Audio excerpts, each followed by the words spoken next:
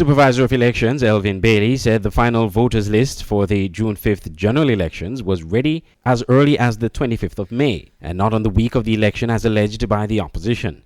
Mr. Bailey was a guest on Freedom Radio's Issues program on Tuesday. But in this case, the final list was done on the 22nd of May, and all of the political parties got theirs on the 25th of May. So there wasn't a list then that was a new list that was issued the week of election? Nope. They signed for it, Yeah.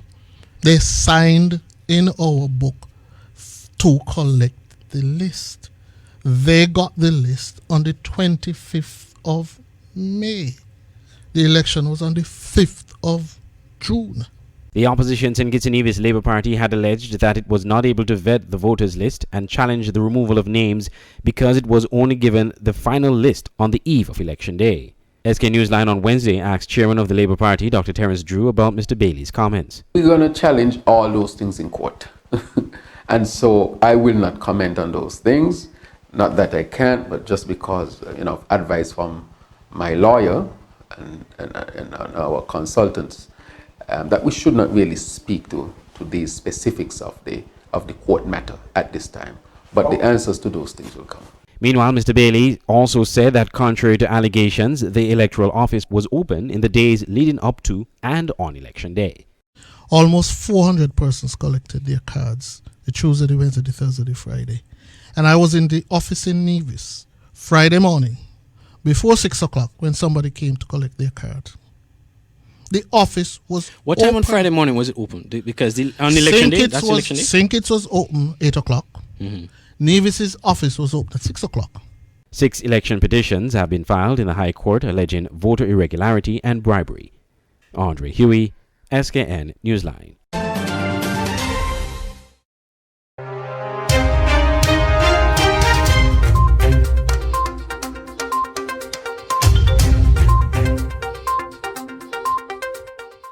Minister of Health Akila Byron Nisbet said government is examining ways to reduce the cost to citizens who are under COVID-19 quarantine after returning home. Speaking at a briefing of the COVID-19 National Emergency Operations Center, Minister Byron Nisbet emphasized that the government is bearing a huge cost of maintaining the quarantine facility, the Ocean Terrace Inn, that ceased operating several months ago. According to the minister, the cost of electricity, water, internet, service staff, PPEs, and other equipment use are among the costs of housing returning nationals who must undergo 14 days of quarantine. However, quarantined individuals must pay US $500 for the period, but some families have indicated it is difficult to meet. Recently, the Minister of Health indicated that the matter was being reviewed. Because the truth is, the government is maintaining the OTI facility during the quarantine period.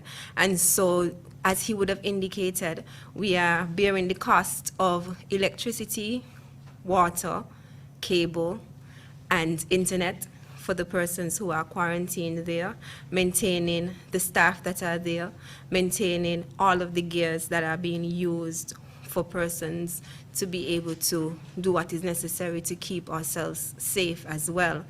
And so we are looking at ways in which we can reduce the cost.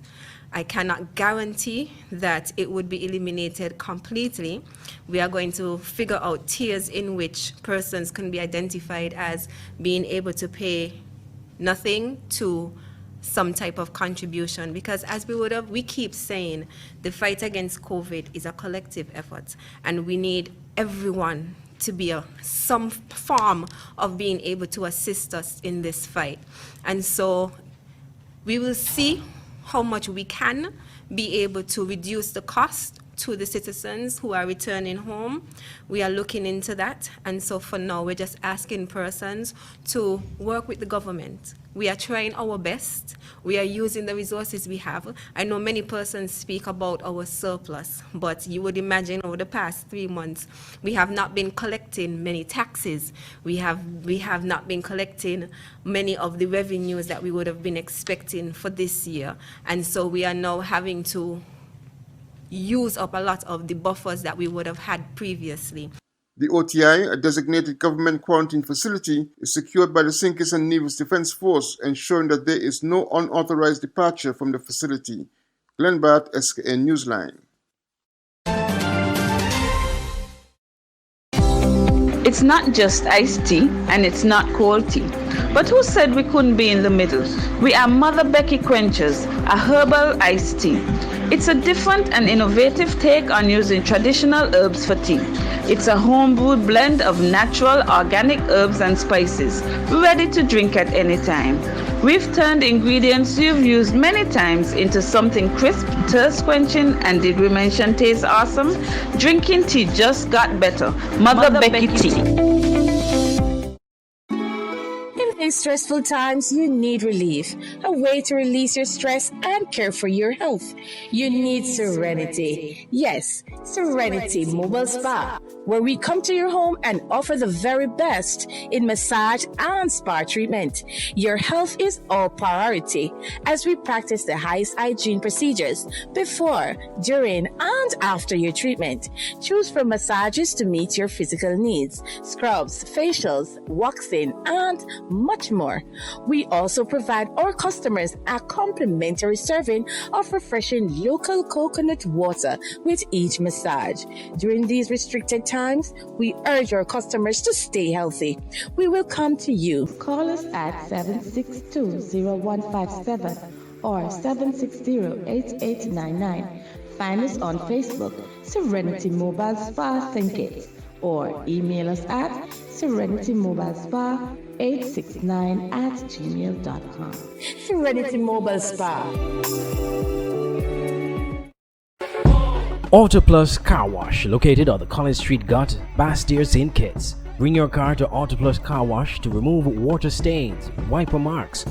Get your doors, roof panel cleaned, seat floor mats, buffing, headlights, and engine wash. You get quality service at the best price at Auto Plus Car Wash. They really care for your car. Call 765-5140 or visit them on the College Street Gut, Bastyr, St. Kitts. Auto Plus Car Wash, where the service is number one.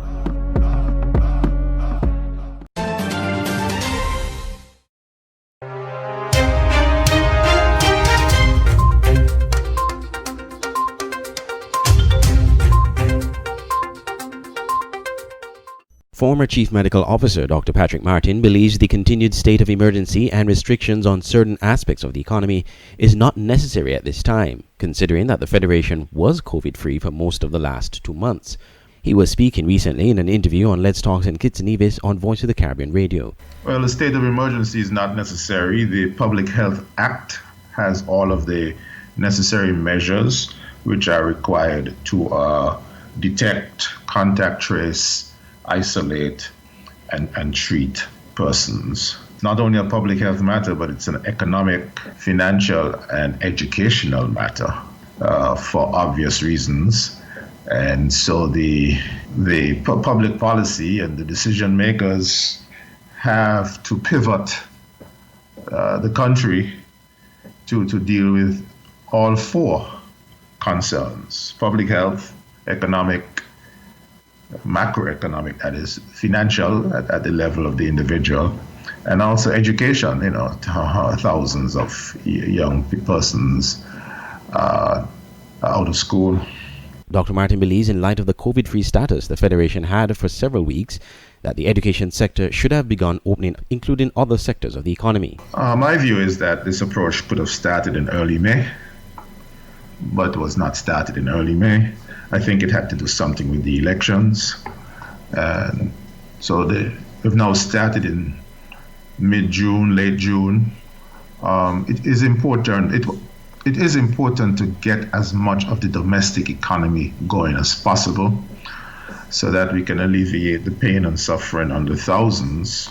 We haven't gotten any data as to the number of persons who lost jobs. It has to be in the thousands. I was just looking at something here. We had about 29,000 persons employed as of July 20. That's coming from Social Security data, 29,000. I am guessing that we have lost about 5,000 out of that 29,000. especially from the hospitality, manufacturing sectors and related sectors, so including the self-employed. So quite a number of persons have gone from self-sufficient to now dependent on the government. The health authorities have always maintained the need to continue the guidelines and phased loosening of the restrictions despite the closed borders and the COVID-free status for several weeks. Chief of Staff at the JNF Hospital, Dr. Cameron Wilkinson, said previously that maintaining the guidelines was necessary. We have persons who are continually returning home, and so at any point in time, the virus can be reintroduced into the population. Just at the last briefing, we spoke about New Zealand and the fact that they were COVID-free, and they now have new cases with a couple persons who came back home to visit their terminally ill patients. And the minister just said that we cannot keep our borders closed forever because we can't stifle the country economically. So at some point in time, we're going to be opening our borders. And so I don't believe that it's anything that we need to shout and celebrate. It's an achievement, yes, but it's just describing the state that we are at this point in time, and it's something that can change. And so we cannot relax the non-pharmaceutical measures that we have been using, and so we need to continue to do our social distancing. We need to continue to wear a mask so that when the virus does come in, we can control the spread and we don't have widespread community spread within our country. Thank you. Andre Huey, SKN Newsline.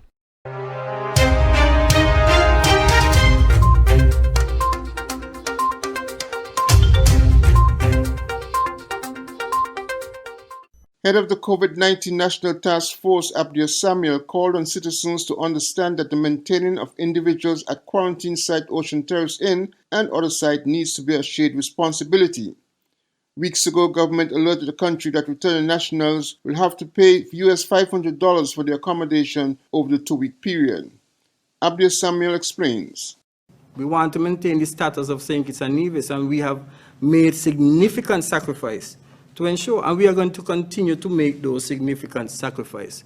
So we are asking the general public to continue to support. Now, the facilities are owned by TDC. We have to pay, according to the contract, $500 per room.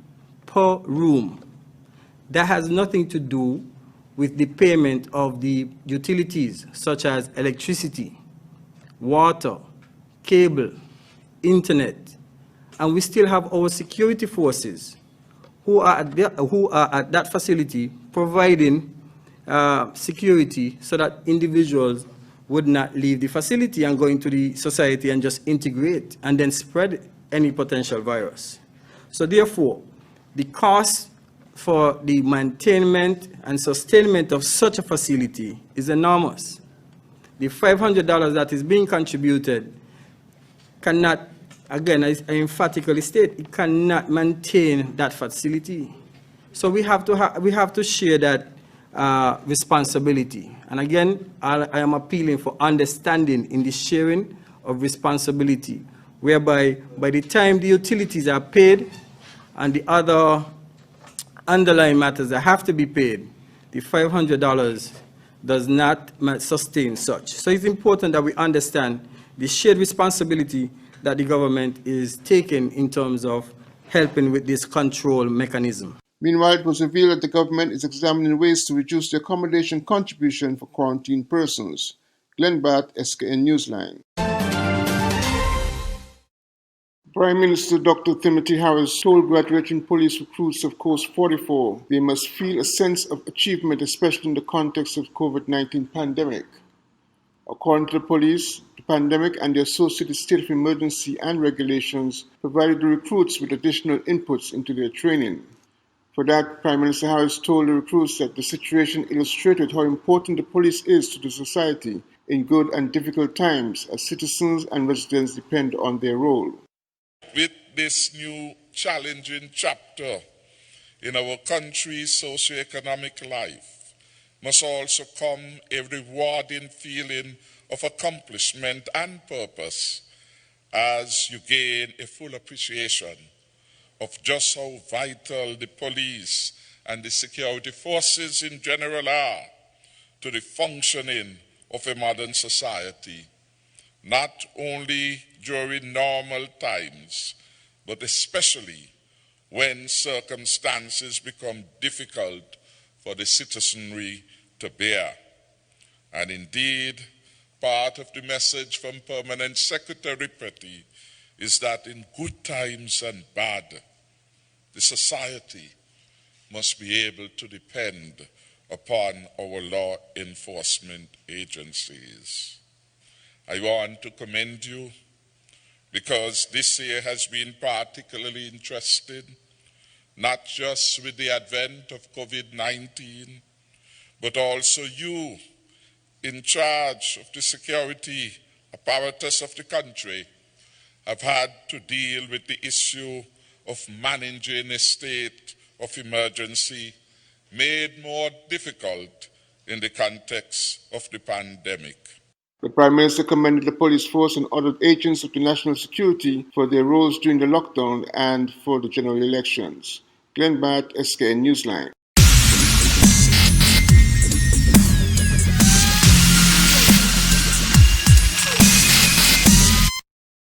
President of the Newtown Football Club, Kanti Bori, is denying that he is preventing a team of candidates from being nominated for the upcoming club board elections. Mr. Bori said the team of Halstead Isles seeking to contest the Newtown executive elections was not properly nominated.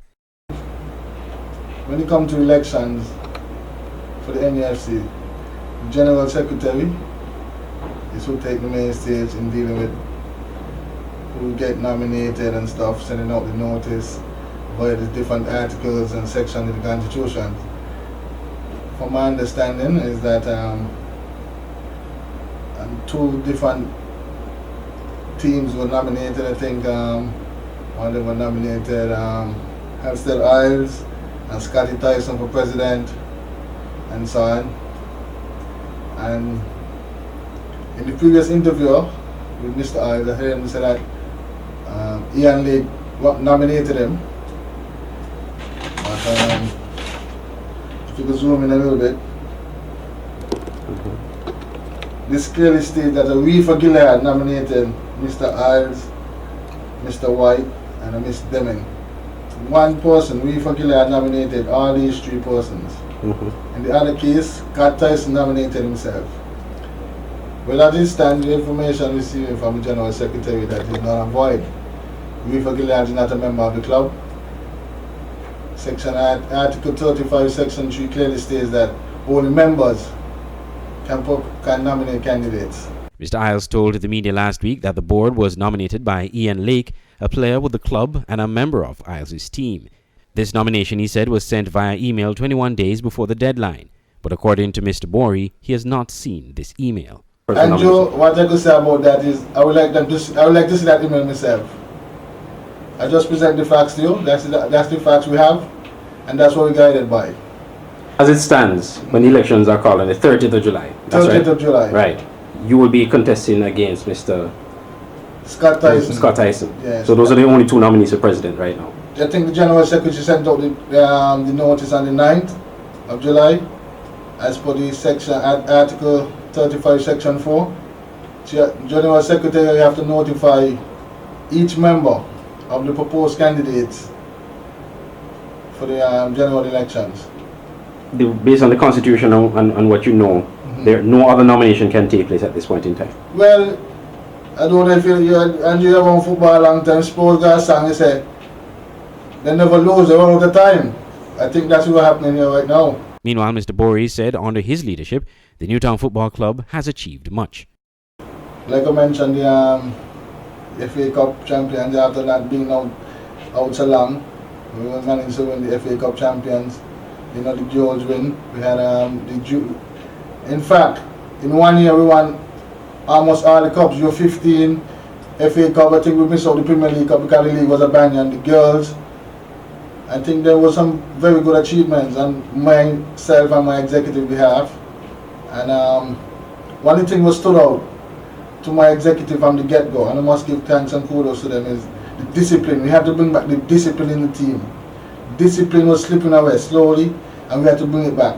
He said the club is in good financial position and denied hoarding training kits for the youth team, as was alleged in a meeting with Mr. Iles' team and some of the members of the club. Election for the Newtown Football Club executive is slated for July 30th.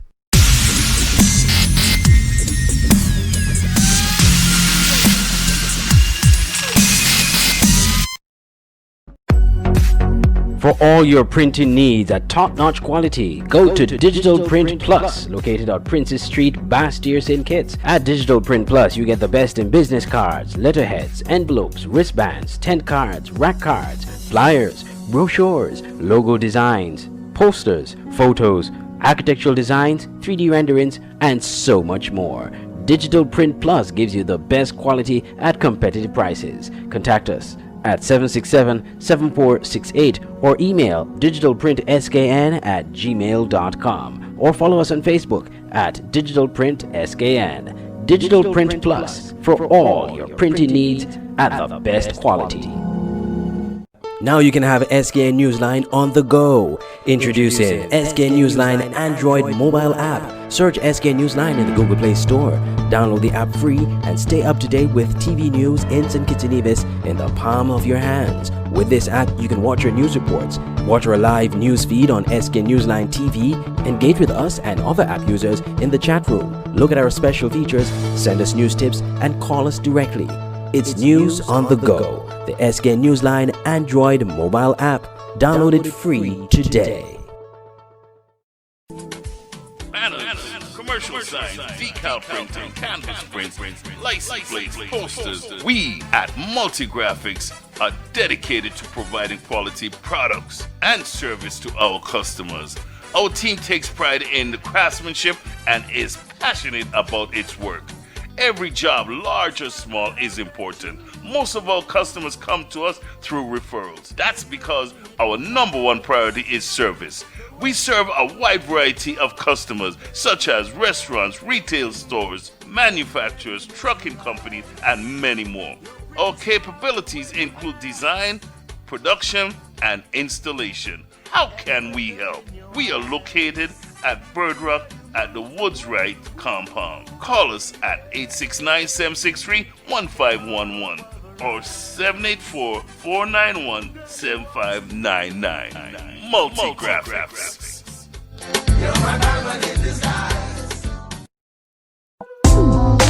KVK Enterprises at Boyd's Housing Development, Trinity Parish, St. Kitts. For all your t-shirt printing, banners and signs, promotional products, shipping, motivational speeches, computer classes, agro-processing, art and craft, and desktop publishing.